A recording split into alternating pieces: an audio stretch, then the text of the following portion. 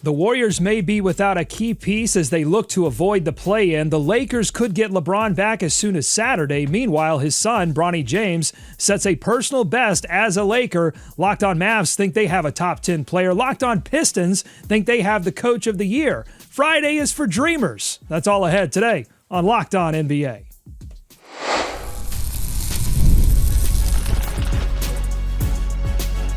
You are Locked On NBA, your daily NBA podcast. Part of the Locked On Podcast Network, your team every day.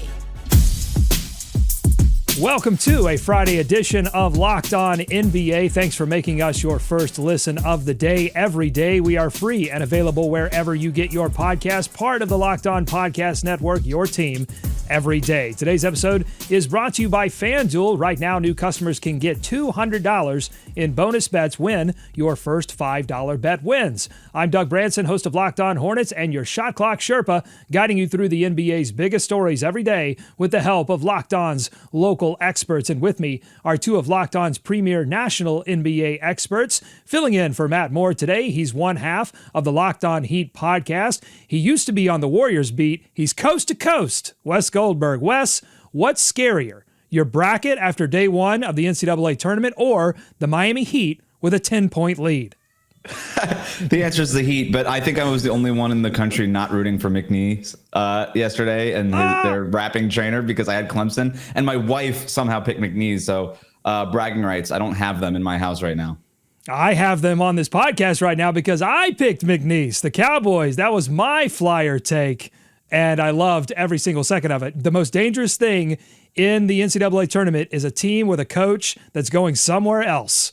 Because there's always that team that's like, one more for coach, and I think that's McNeese. All right, enough about the tournament. From the Locked On Bulls podcast, the Prince of Petty, it's Haize. Haize, I once had a take on Locked On Hornets that Kobe White would be the best player taken in the 2019 draft. Not Zion, not Ja, but Kobe. It was a bad take then, and it's a bad take now, but it's never looked less bad than it does today. Yeah, Kobe had a great game last night. 31 of his 35 points coming in the second half of that game, 11 in a fourth quarter stretch that sealed the game. Kobe White balled out last night. It was great to see. All right, let's get this show on the road. Not great to see was the Warriors welcoming Steph Curry back into the lineup after some much-needed rest, but then losing him again after he fell hard on his backside in a Warriors win over the Toronto Raptors. Let's get the latest on his injury from Charlie Walter and Matt Kolsky of Locked On Warriors. He's in serious pain leaving the floor. Pelvic contusion. Helena Azubuike said, Azubuike on the broadcast said that he had dealt with that in his past. It's a bruise, nothing to panic about long term, but he looked like he was in pain. It sounded loud, and until you get official word that he is good to go, nothing is good, even a win. I have to believe that the fact that they're calling it a pelvic contusion specifically means that they did some x-rays and there's nothing, more serious than that. You don't want to go without Steph Curry for very long. Yes, it puts the team's mortality into perspective when you see a player of that significance go down. You realize it can happen anytime, anywhere. We will say that now is the best stretch for it to happen at any time, right? When he was already exhausted against some of the worst teams in the NBA coming up. I mean, you can't draw it up any better in that sense, but you also have to win every single game, and you just don't want to be missing number 30 at all. All right, so Locked On Warriors trying to put the silver lining on it as the Warriors, they're sort of right on the precipice of being in the play-in or not being in the play-in. Haize, can Jimmy Butler, Draymond Green, and the rest, can they carry the Warriors through a potential multi-week Steph Curry absence?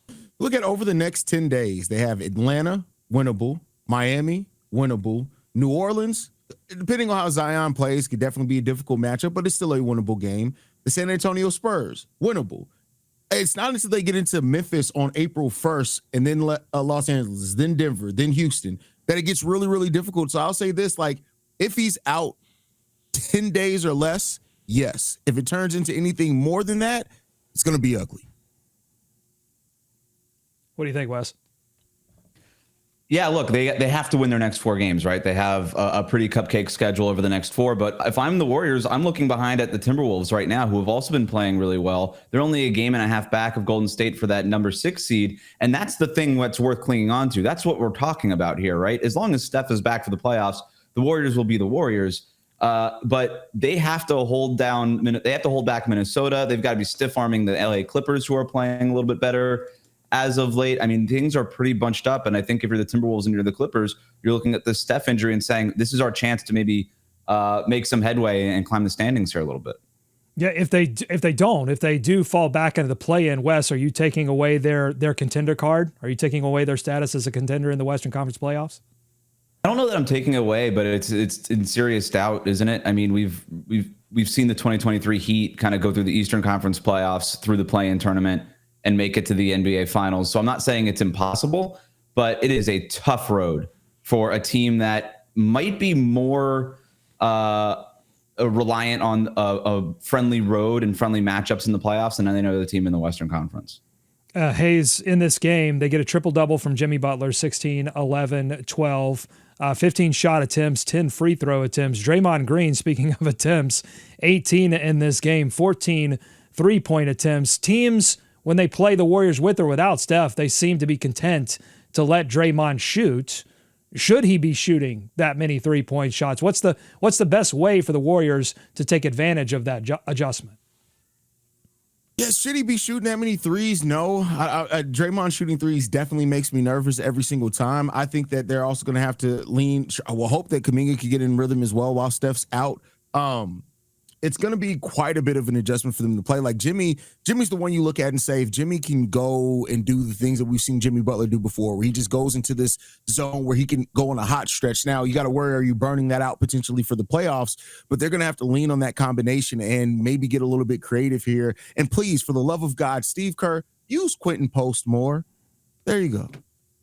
All right, Wes, you've watched a lot of Jimmy Butler in Miami. Does he look like the same player? Does he look in shape? Does he look ready to take on a more significant role in this offense?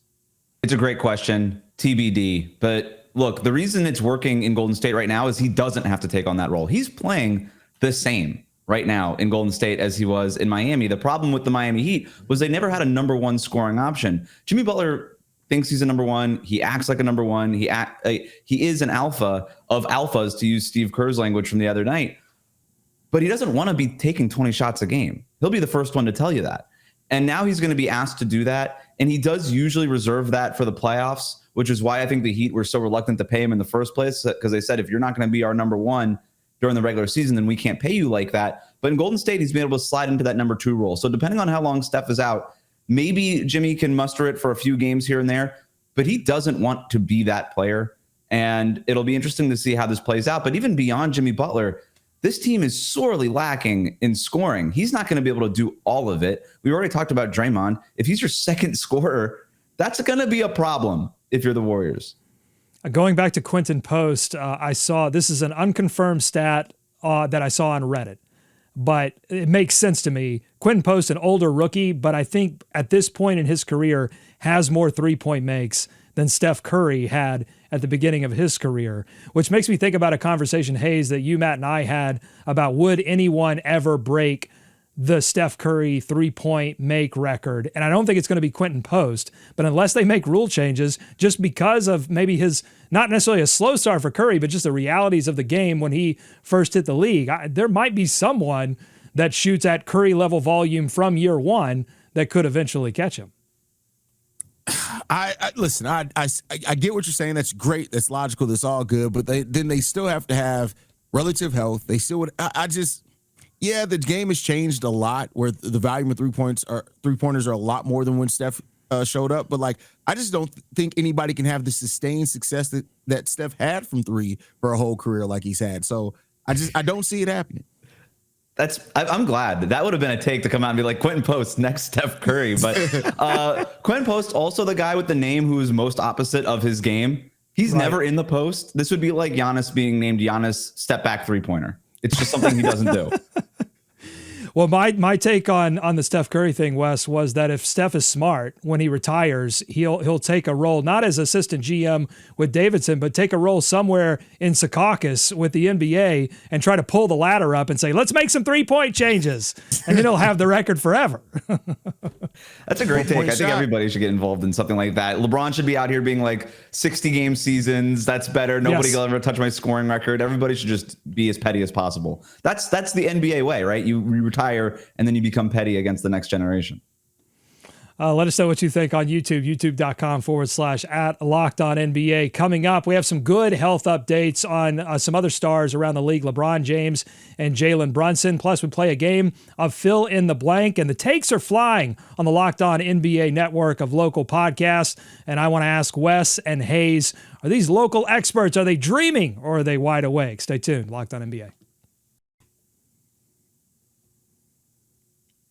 Today's episode of Locked On NBA is brought to you by Upwork. Scaling your business requires the right expertise at the right time. With Upwork, you can find specialized freelancers in marketing, development, design, and more. Experts that are ready to take your business to the next level. Upwork connects you with top freelance talent across IT, AI, web development, marketing, and so much more. Whether you need an extra hand for a project or a long-term partner, Upwork makes hiring simple and affordable. This is not the only podcast that I produce, and occasionally I need some help with podcast editing and producing, and Upwork connected me with a freelance expert who delivered incredible results. Posting a job is free and simple, and within a day, I had multiple qualified candidates to choose from. Visit Upwork.com and post your job for free today. That's UPWORK.com, Upwork.com, to connect with top talent and grow your business now.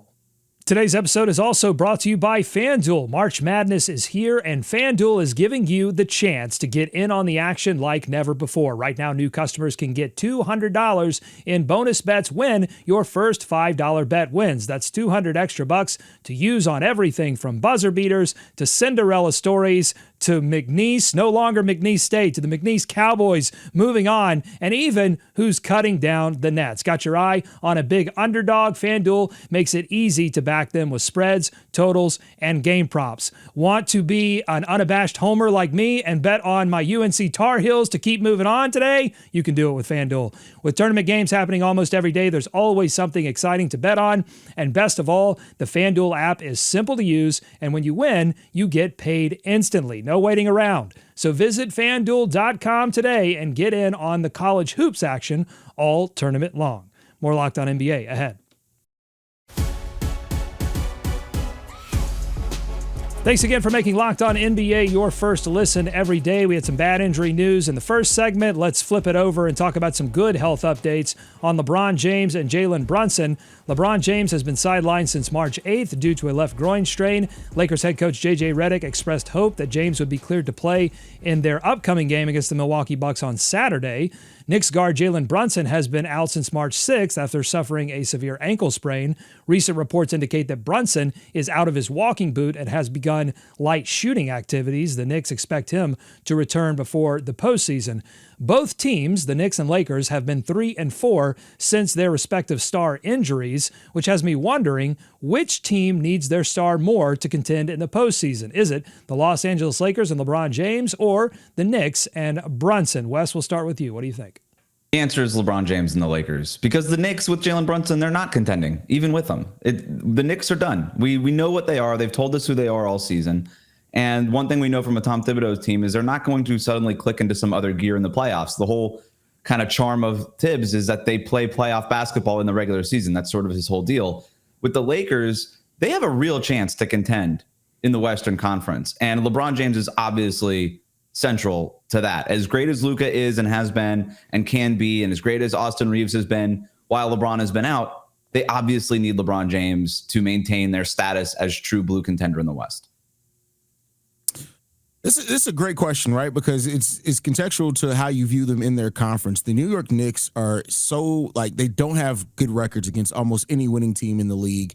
And the Lakers are a team that, while I still have my doubts about their ability to truly contend with the roster that they have, I have to say LeBron James here because the Lakers are just they've been a good team and they're doing it with defense. And surprisingly enough, they're defending the paint well. Also, when Jackson Haize is there, so I think you need LeBron. No knock on Luke or anything like that, but until the Lakers have a chance to really build this team around Luka's skill set, it's what makes them special is Luka and LeBron playing off each other, figuring it out. Austin Reeves doing what he does. So I'll say LeBron here, even though I have my doubts about their ability to contend.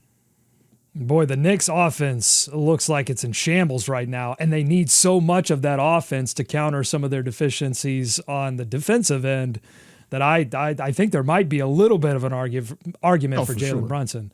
But I hear you on that. All right, let's play a game of fill in the blank. We start with the Lakers and Bronny James scoring a career-high 17 points in a blowout loss to the Bucks last night. Before we fill in anything, let's hear from Locked On Lakers.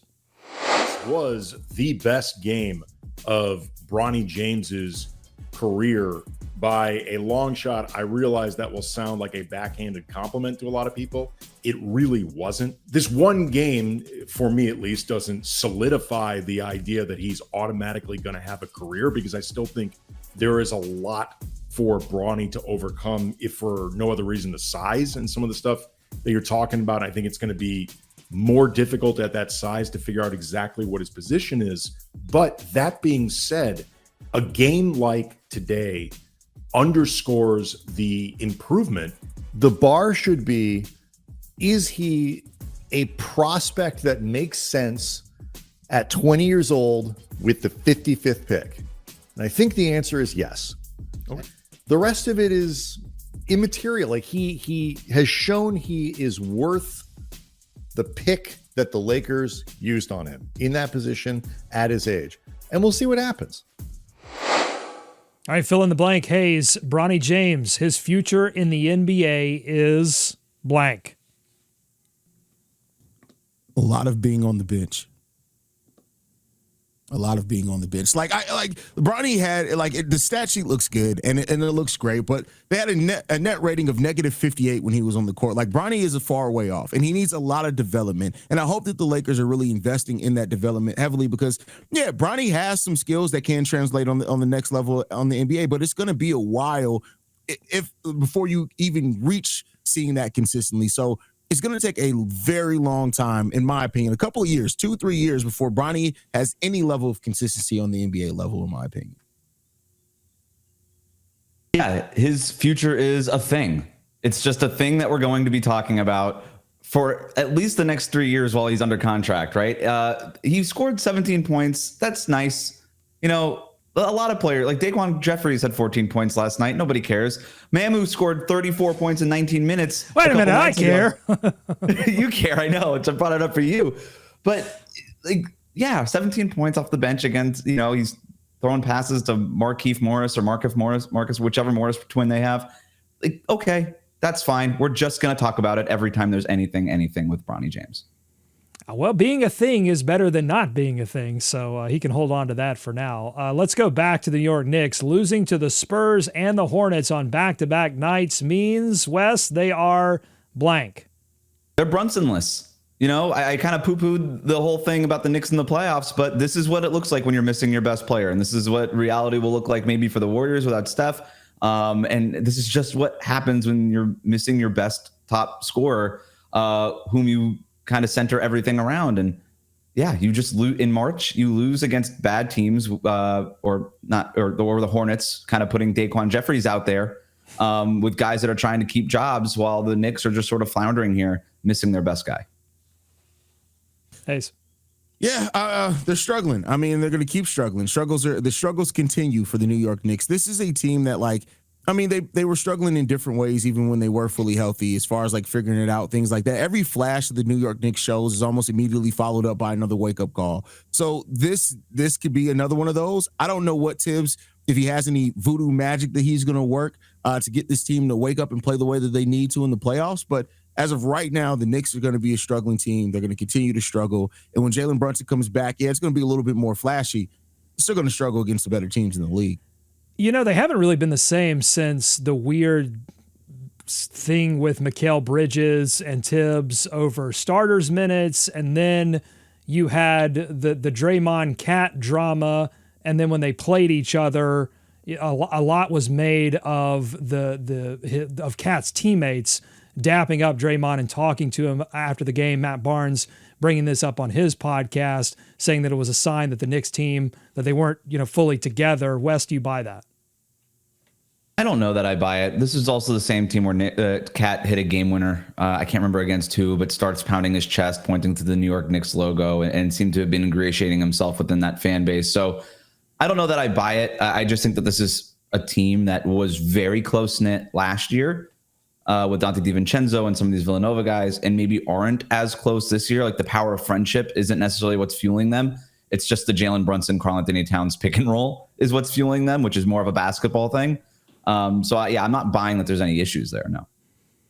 All right, Haize, we'll go with you first on this one. We might get a chance to see Cooper Flagg play for Duke today in the NCAA tournament. Cooper Flagg, the consensus number 1 overall pick in the upcoming draft. He should feel thrilled if the blank win the lottery. Which team should he be thrilled about? The San Antonio Spurs. If they win the lottery, you just set up yourself for a dynasty. You got the young core around them that's going to grow and develop, even though we don't know what the future is with Pop. That San Antonio Spurs franchise is so good at developing young talent. They're still so well coached, even with Pop being out there. If the Spurs win the lottery, he should absolutely be thrilled. 4.5% chance for the San Antonio Spurs. Wes, can you make another argument? Yeah, first of all, the Spurs being the team that, like, the potential first round number 1 overall pick starts fist bumping at the lottery just because he's so hyped. That would be the comeback story of the ages, right? Nobody ever wanted to go to San Antonio, and now everybody's like, you know what, the Riverwalk, kind of sick. No, the answer is obviously Brooklyn. It's New York, close. It's not the Knicks, but it's in New York. He's a Northeastern kid. Jordi Fernandez is coaching that team so well that they're actually failing at the tanking thing that they were trying to do. But if we all believe in ethical tanking, and if the basketball gods smile upon the Brooklyn Nets for doing it the sort of right way, even though they didn't really initially start doing it the right way, but for playing hard this season and being coached well, then maybe they do award them. They have like a 10% chance now to get the number 1 pick. That ain't nothing. Maybe they get to the number 1 pick, they take Cooper Flagg, and then they could build around him. Doesn't Oklahoma City have a shot at this if Philadelphia falls out of the top or bottom 6? I mean, that'd be a pretty big nightmare as well. If San Antonio or New Orleans wins this thing, I might just hang it up. If they win another lottery, I don't know what I would do. I'm sorry, Haize. I think we missed the answer here. I think we were supposed to say Charlotte. We actually might get dubbed over. Hey, listen. It's a perfect fit. I mean, they need everything that Cooper Flagg represents as a basketball player. They need all of that. I think it would be a great fit in Charlotte. So you guys can ruin them. That's exactly. Hey, calm down, relax. All right, coming up on the Locked On NBA podcast, I might be dreaming that the Hornets are going to win the lottery and get Cooper Flagg. We've got some other local experts doing some dreaming about different topics. We're going to get to that coming up on Locked On NBA. Plus, Wes and Haize share their favorite things of the week. Today's episode of Locked On NBA is brought to you by 5 Hour Energy. Daylight savings snuck up on us again. Happens every year, apparently. If you're feeling that lost hour of sleep, 5 Hour Energy has your back. The extra sunshine means more time for fun, but sometimes you need a little boost to power through. Whether you're staying up late watching the NCAA tournament, squeezing in a round of golf after work, or just keeping up with your busy day, 5 Hour Energy gives you that quick, refreshing pick-me-up whenever you need it. Don't let the long days wear you out. 5 Hour Energy helps you stay sharp and focused, whether you're catching every moment of the tournament, getting outside for a hike, staying up late to watch NBA, or tackling a packed schedule. It's small, convenient, and ready wherever you are. Head to 5hourenergy.com to find over 15 flavors, including watermelon, blue raspberry, and peach mango. Build your own 12-pack or 24-pack delivered right to your door. Need one now? Grab a 5 Hour Energy shot at your local grocery or convenience store. Stock up today and stay energized. We got to tell you about something that we're doing right now in terms of the NCAA tournament. You won't want to miss this. Check it out. The NCAA tournament is here, and so is the Bracket Breakdown. Locked On Podcast Network and Amazon Fire TV channels are teaming up to deliver NCAA tournament coverage like never before. Watch studio shows featuring former players and Locked On's local experts as they guide you through every upset, buzzer beater, and bracket matchup. Stream it all for free on Amazon Fire TV channel. Search Bracket Breakdown to see it all for free. It's your team, every day.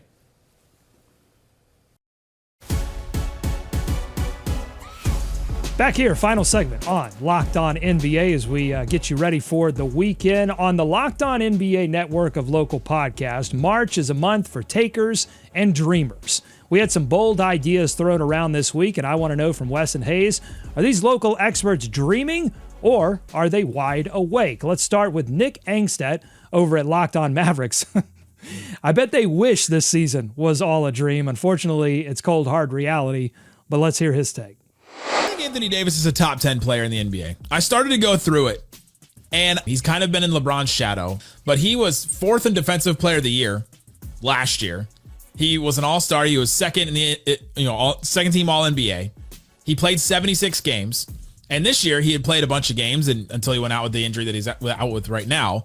And he averaged 26 points, 12 boards, 3.5 assists, a steal, 2 blocks in 34 minutes. He is a two-way beast, and not just a two-way guy where you go, oh, he's pretty good he's really good on defense, and he's really good on offense. He is elite defensively. And then he's also a guy that can get his own shot. We're not just talking about a Rudy Gobert. We're also not just talking about a Karl Anthony Towns. You're talking about some kind of combo of both of them. And I think that is when I start to think about Anthony Davis and go, yeah, there's been all this drama and all this talk about, well, the Mavs, they gave away a top 5 player in the NBA, top 3 player in the NBA, Luka. Yeah, but they did get a top 10 player back. 5-10. There's still a little bit of a discrepancy there. Anthony Davis, a top 10 NBA player. Is Nick Angstedt dreaming or is he wide awake, Wes? He's been in a nightmare since the beginning of February. So I appreciate what Nick is going through and these levels of denial and what he's got to do for his own sake. But look, top 10, top 15, whatever, who cares? To me, what Anthony Davis at the end of the day is a elite Robin. He's not a Batman. Luka was the guy. He was the straw that stirred that drink. He was somebody that can lead an offense. The thing with Anthony Davis is he's a great supporting actor, but he's not going to be the lead role, to use a different metaphor other than the Marvel comics there.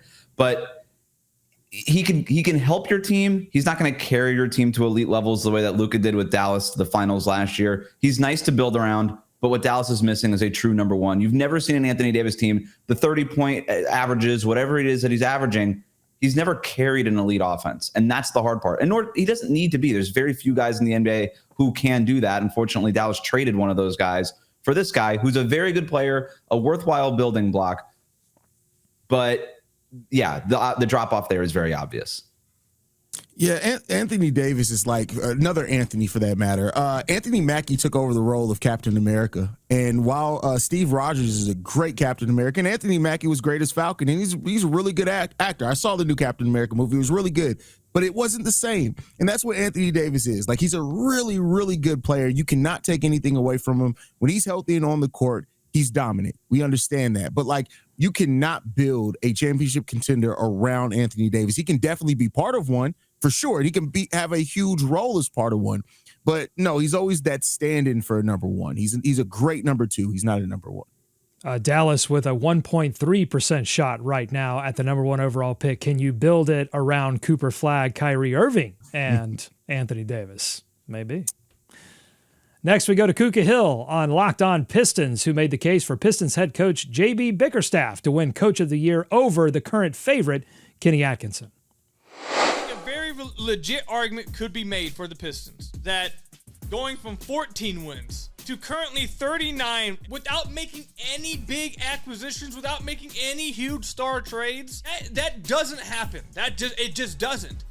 And the Pistons are doing that right now. They don't have it yet. But if at the end of this season, you look at these standings, and the Pistons have home court advantage in the playoffs, if they get to the 4th seed, and the Pistons have home court advantage in the playoffs, a year after winning 14 games. If they go from being the worst team in the NBA and the worst season in franchise history to home court advantage in the playoffs, he has to win it. All right, Haize, what do you think? JB Bickerstaff deserving Coach of the Year over Kenny Atkinson. Is Kuka Hill hitting the snooze button too many times? Is he dreaming or is he wide awake? He's definitely dreaming, but he has a case here. Like, if the Detroit Pistons are 10-20 against teams above 500, that right there, I think eliminates them from that conversation. Like, yes, they've seen a great growth, and they what they've done from year one, from one year to another is great, and it should be celebrating. Cade Cunningham is coming into his own as a star in this league, and all that is fine and dandy. But no, he does not deserve to win Coach of the Year over Kenny Atkinson. He just doesn't. What they're doing, we don't see a lot. So I love what Detroit's doing. I'm glad that Koo has had a way better season. He's been more excited every single episode than last year. But no, he does not deserve to win Coach of the Year. Yeah, this is a fundamental question of does it come down to, is it harder to build something from scratch the way that JB Bickerstaff has, or to innovate something that already existed the way that Kenny Atkinson has in Cleveland? And I think Koo's awake. I think JB Bickerstaff has a legitimate case for Coach of the Year, as does Kenny Atkinson. This to me just comes down to like the wins and the losses and all this stuff. That doesn't really matter. What JB Bickerstaff has done is take over a team that was coached by Monty Williams, who frankly just didn't seem very interested in building something there. And Bickerstaff has come in and established a culture, established a way of doing things. By the way, Koo saying that there's been no big acquisitions. Tobias Harris, awesome for them. Malik Beasley, 6 Man of the Year candidate. Those guys aren't nothing. So, they had some key additions to that group. And more than anything, Cade Cunningham has taken a major leap. So all these things are a factor, but you also have to credit Bickerstaff for providing that sort of ecosystem for Cade to make that leap and all the things that are going on there. But then in Atkinson's case, you could also say, look, it's really hard to go from a really good team with absolutely no acquisitions until the DeAndre Hunter thing at the deadline and take a team that looked kind of broken and in kind of stuck in the mud and take that team and do what they've done this year, which is be absolutely dominant, multiple 10-game win streaks, the 2 15-game winning streaks. Like, that stuff is so hard. So I think it's just a pick your flavor. I think it comes down to that. Which one of those things do you think is harder? And then you reward the coach who did that thing. Too often, I think we slight really good coaches for taking teams with tons of talent very far and consistently very far. But I also, on the flip side of that, I think we should celebrate coaches that can remove the stink of losing and the level of losing that Detroit did last season, to remove that and then to be able to win.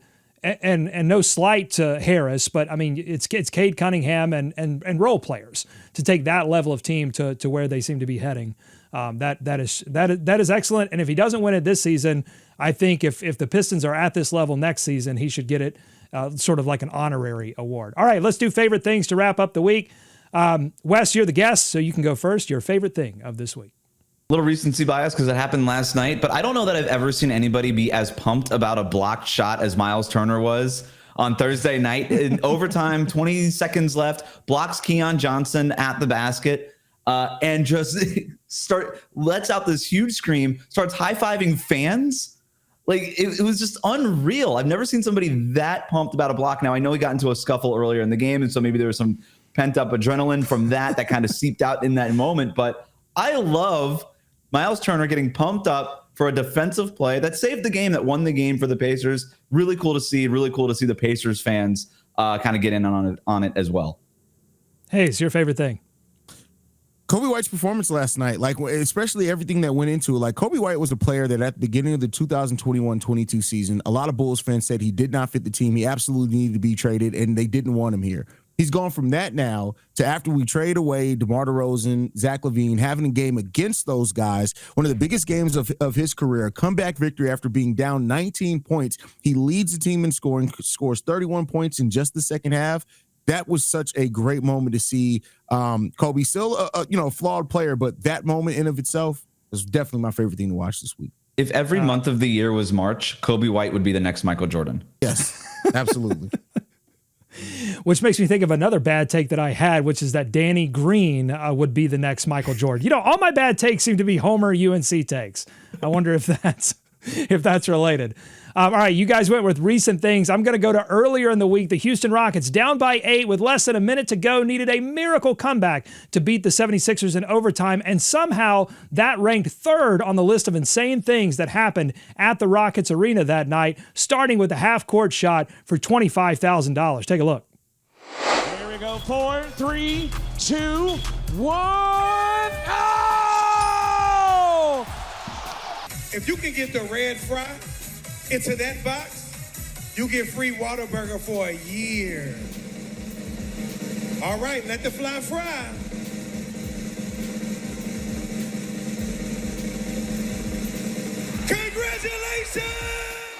Oh, she hit it. She got free Whataburger for a year. The only thing that messes that up is that the MC said, let the fry fly. Ah, he blew it. Was she more excited about free Whataburger for a year than that guy was over 25 grand? I think so. Yeah, just a little bit. I think so. Food always wins. Food always wins. All right. If you like what you heard today, if you like what you heard this week, subscribe to Locked On NBA wherever you get podcasts, including on YouTube. Thanks so much to Wes for filling in, and Haize and Wes for their expertise. Thanks for making Locked On NBA your first listen every day. Enjoy tonight's action. Enjoy this weekend's action. Be kind to each other, and we'll see you right back here next week on Locked On NBA.